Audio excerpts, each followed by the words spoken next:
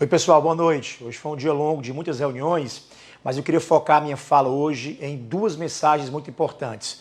A gente tem analisado muito dado ao longo dos últimos dias e está muito claro que há duas ações nesse momento que são prioritárias, que devem mobilizar os esforços do poder público, eu vou citar alguns deles, mas principalmente a consciência e o envolvimento de cada cidadão de Fortaleza.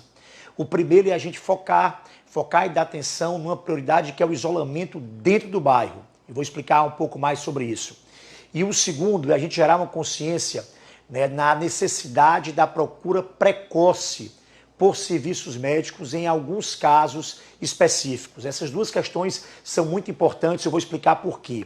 A gente, com as medidas de isolamento que foram estabelecidas em decreto, a gente conseguiu de fato, isso é provado pela demanda do transporte público, pelo fluxo de veículos, pelas câmaras da MC, por uma série de indicadores que a gente tem utilizado, a gente conseguiu, de fato, reduzir de forma muito significativa o isolamento das pessoas entre os bairros. Mas isso não necessariamente quer dizer que as pessoas ficaram em casa. A gente passou a encontrar em algumas comunidades muita aglomeração dentro do bairro. As pessoas permaneceram no bairro, mas passaram a ocupar os bares, a ocupar as calçadas, as casas de vizinhos, fazer festas em alguns espaços, ocupar as praças públicas. E tanto é importante a gente não sair de casa para outro bairro para eventualmente trabalhar ou resolver algum problema, como é importante também e fundamental ficar em casa e evitar as aglomerações dentro da nossa própria comunidade. Então essa é uma preocupação porque a gente, a despeito de ter mantido ao longo dessa semana, por exemplo, o mesmo padrão de demanda de transporte público da semana passada, o que indica que o isolamento entre bairros tem se estabelecido, a gente tem recebido várias denúncias, a fiscalização tem identificado vários pontos de aglomeração. E para isso, a gente vai conduzir algumas novas ações. A gente está preocupado, por exemplo, com algumas áreas da cidade que podem ter inícios, por exemplo, agora serem um epicentro de algumas novas áreas de contaminação mais severas. Uma delas é o Grande Mucuripe, Serve Luz, Cais do Porto. E a outra é do outro lado da costa, o eixo Cristo Redentor, Barra do Ceará e Vila Velha. A gente teve já um número aumentado de casos, tivemos óbitos nessas áreas, e essas são as duas áreas em que a gente está especialmente preocupado. E por essa razão a gente vai iniciar a partir de amanhã patrulhas da Guarda Municipal e da Polícia Militar. O próprio governador também já autorizou a própria Polícia Militar, que vai fazer também essa mesma ação.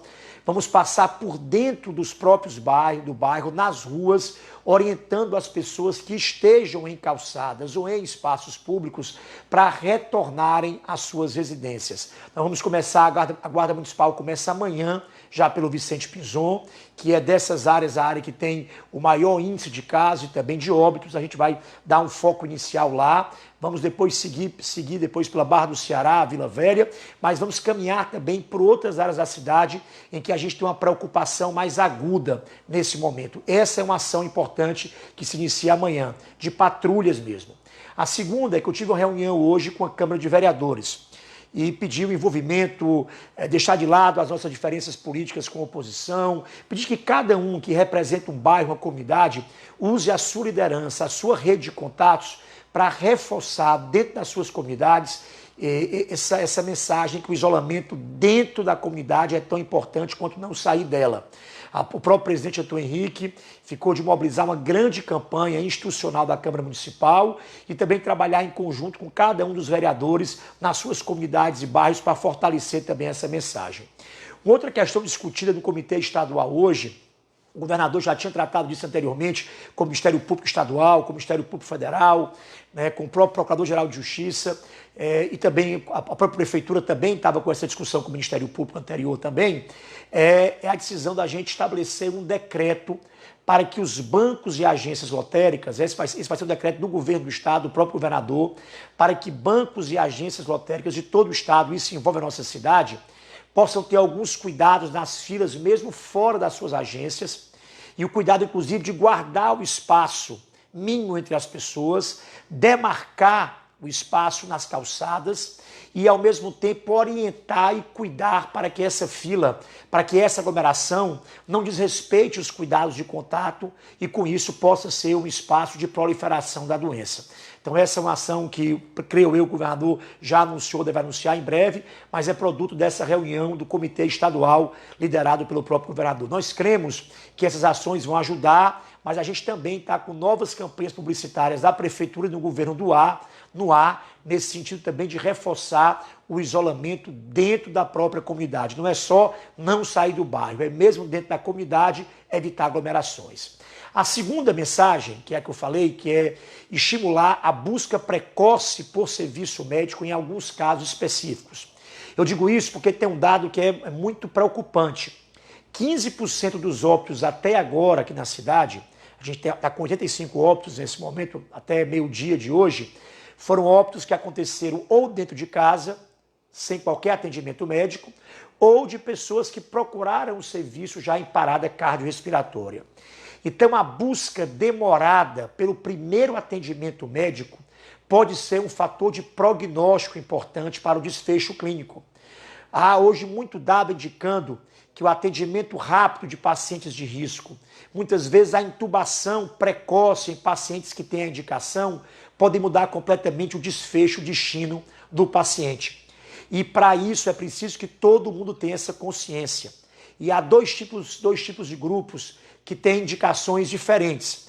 Pacientes acima de 60 anos, que tenham qualquer tipo de sintoma, febre, tosse, que sejam sugestivos de quadro gripal, têm que procurar um serviço, ou um posto de saúde ou uma UPA. Diga-se de passagem, as UPAs estão com 40% a menos de demanda. Então a gente tem vaga para atender, a gente tem tido espaço para atender. Tem que haver a busca precoce, principalmente em sintomas gripais, com pessoas acima de 60 anos de idade. Não pode deixar começar a ter falta de ar em pessoas idosas para procurar o serviço médico. Essa demora em procurar pode, como eu disse, representar um risco muito aumentado de agravamento do paciente e até de óbito. Então essa informação é muito importante.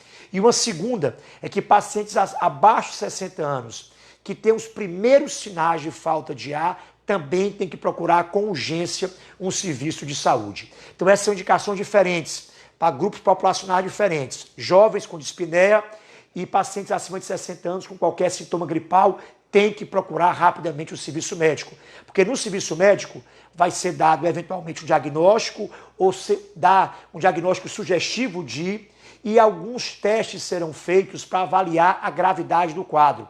Eventualmente o paciente pode ter alta na UPA, pode ficar na UPA sendo estabilizado ou pode da UPA ser encaminhado a um hospital com suporte ventilatório caso o paciente possa estar com o risco de desenvolver sintomas respiratórios mais graves.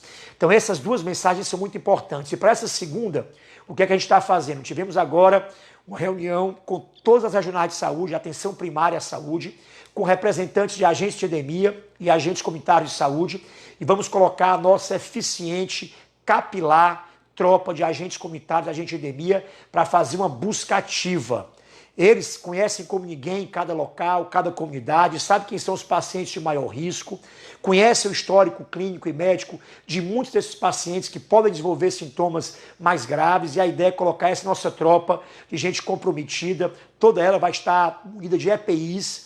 A gente já está com EPI para distribuir para agentes comunitários, agentes de endemia, para a turma também não correr risco e poder circular pela cidade e pelas comunidades, identificando os pacientes de maior risco, orientando a conduta e, dessa maneira, com essa comunicação muito específica e competente, já estabelecida anteriormente por esses agentes, a gente tem convicção de que isso pode mudar a consciência dos familiares, das próprias pessoas que estejam eventualmente com sintomas, no que diz respeito à procura precoce por serviço médico.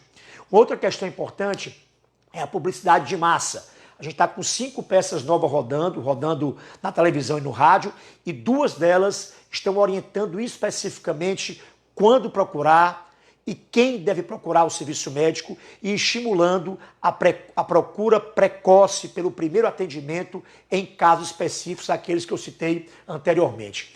E o terceiro é a ideia nossa de desenvolver aí um aplicativo até próxima semana para que a atenção primária possa se comunicar por celular com os pacientes que estejam em grupos de risco, que são acompanhados pelo posto de saúde. Saber como estão e também ajudar a orientar a conduta de cada um deles. A gente crê que esses esforços, somados aos esforços do governo do estado, já tem um canal de saúde com o Telesaúde, possa ajudar, e também campanha publicitária, que esse tipo de informação possa ajudar a gerar uma consciência, que nesse momento as nossas duas grandes prioridades são essas. O isolamento também dentro da própria comunidade, dentro do próprio bairro, e a busca precoce por serviço médico quando há indicação para fazê-lo.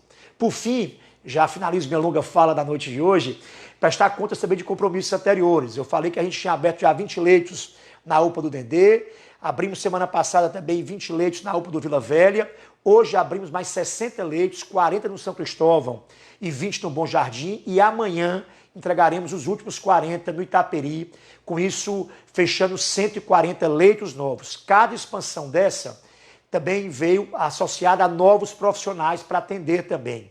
E são áreas de isolamento, são anexos.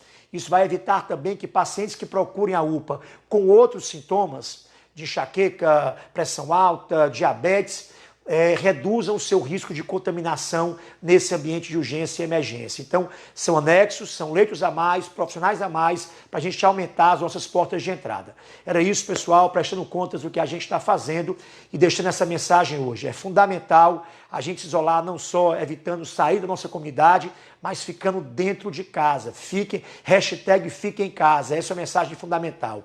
E uma segunda, que é buscar precocemente os serviços médicos quando há indicação para fazê-lo, porque isso pode definir um destino diferente para a sua doença ou a doença do seu familiar. Muito obrigado pela atenção de vocês e boa noite.